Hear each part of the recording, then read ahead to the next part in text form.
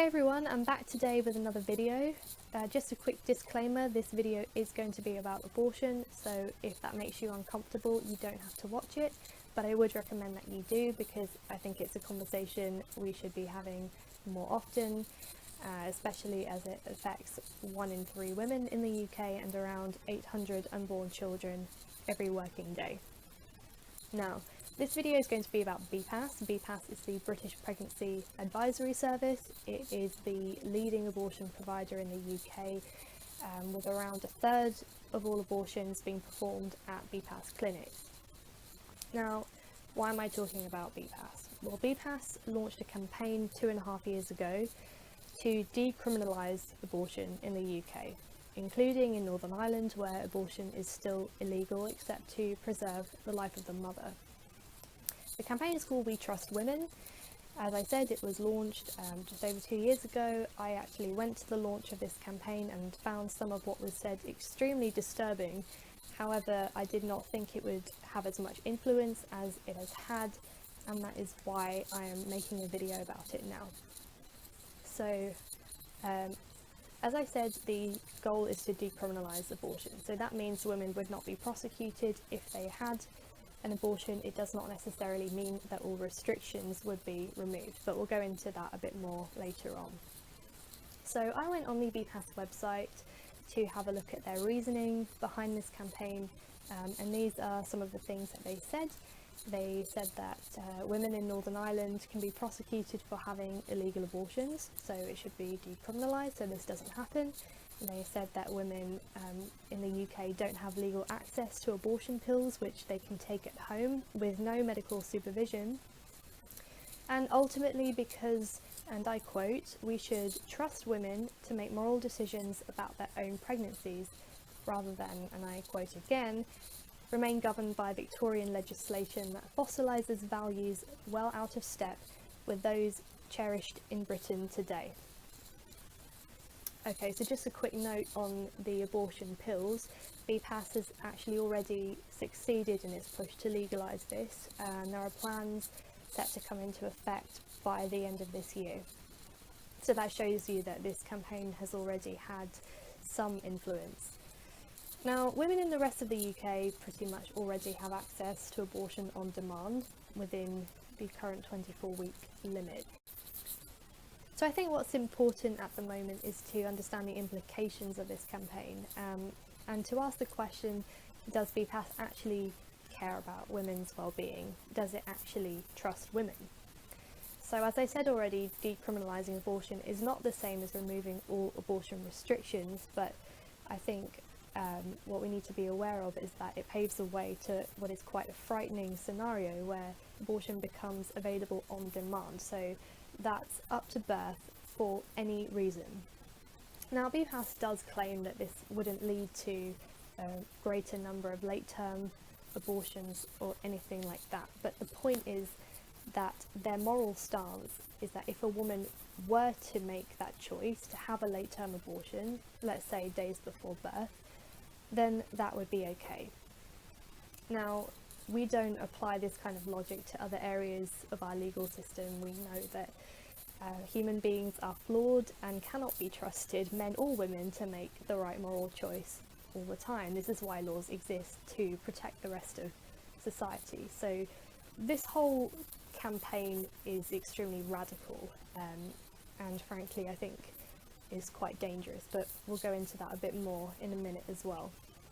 What I want to focus on actually is the idea of trust, and the way that BPAS uses the word trust to make it seem like a really good thing and a really positive thing for women. The word trust ingratiates BPAS to everyday women who are in crisis. It makes women in difficult situations feel safe and feel like they are being listened to, that they're being looked after, that they're being taken care of. But I think we need to remove the rhetoric for just a moment and understand the full implications of the end goal of this campaign. I mean, essentially BPAS trusts women to abort their child if they are not their desired gender. Now, you may have seen a couple of weeks ago Labour actually raised some concerns about gender abortion and calls for a ban on prenatal testing for gender, precisely because of concerns surrounding sex-selective abortion, which is happening in the UK, especially among certain communities. Going back to the abortion pills, BPAS trusts women to take these pills at home with no medical supervision, which is quite dangerous actually. And BPAS trusts women to have an abortion days before birth if so desired. But there is one thing BPAS absolutely does not trust, and that is informed consent. Now there's a reason why BPAS and other abortion providers are so outspoken against peaceful presence and vigils outside their abortion clinics, and that is because it harms their business. You see, BPAS, Marie Stopes and all the other abortion providers prey on women's ignorance and their vulnerability. And they shield women from the reality of abortion, they don't make them aware of their growing baby's development in the womb, and they make procedures for abortion sound like clean and clinical and gentle processes, which in reality they are not. Abortion procedures are awful tragedies, and especially later on in the baby's development, they're actually extremely brutal, and I'll link some information down below so you can check that out for yourself if you haven't done so already. Now, BPAS claims that our current legislation harms women, but they fail to acknowledge the real and lasting harm that abortion can have on women's physical and mental health. BPAS claims we should trust women to make choices about their own pregnancies, but they don't trust women to know what those choices fully entail. Now, BPAS's campaign doesn't even reflect majority opinion. Last year, a Comres poll showed that 70% of women who were surveyed actually said they would like the time limit for abortion to be reduced. Only 1% said that they would like abortion to be available up to birth. Yet, despite all of this, despite the fact this campaign is illogical, despite the fact that women are not being prosecuted for having abortions, and despite the fact that it doesn't reflect majority opinion, it still managed to land a bill in the House of Commons last year. Now, this bill was brought forth by Labour MP Diana Johnson. It survived its first reading and then was dropped at the end of the parliamentary year. But make no mistake, BPAS will not give up, and it will continue to apply pressure on the UK government unless there is a strong vocal resistance. And this is why I wanted to make this video today. I feel like not many people are aware of what's happening with this campaign, not many people are taking it very seriously. So this is really just to provide you with some information and with some food for thought. If you're watching this and you're a Christian especially, I would urge you to pray about this issue.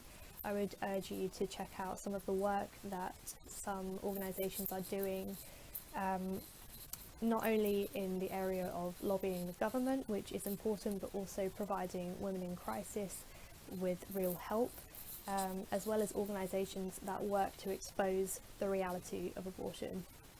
So I hope that's given you something to think about. Thank you so much if you managed to watch all the way through to the end without getting sick of the sound of my own voice. I'm sick of the sound of my own voice, so I'm going to stop now because this is getting too long. But thanks again. Please share this if you think other people need to hear it. Bye.